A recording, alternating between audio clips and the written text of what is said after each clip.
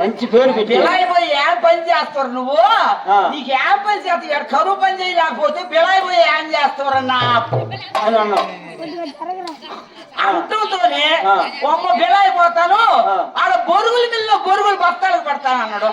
బొరుగుల మిల్లులో బొరుగులు బస్తాలు పెడతాడు. వేళాలంటే బస్తాలు బొరుగులు బాగా అలుగుంటాయి, అవి పడతాను పోతాను అన్నాడు. ఆడ నీకు జీతం ఏమిస్తారన్న? ఎందుకు హీరో 116 ఇస్తారన్నాడు. సరే ఏడుండి ఆయన చేస్తూలే పొమ్మన్న. ఆయన బిలాయిపోయాడు.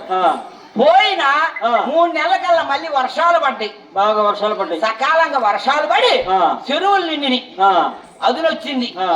అందరూ దుక్కులు దున్నుకొని వరి నాట్లు వేసుకుంటున్నారు. నా పొలంలో నాకు ఇచ్చింది పరగబిల్ల, అది మాత్రం బీడు పడిపోయాం. దాన్ని దున్నే వాళ్ళు ఎవరు లేరు, మా ఆయన లేడు, మా అత్త మా మామ లేరు, ఎవరు దాని జోలికి పోల. అందరూ వరి నాటుకుని నాకు నాటుకోవాలని పొలం దున్నించుకోవాలని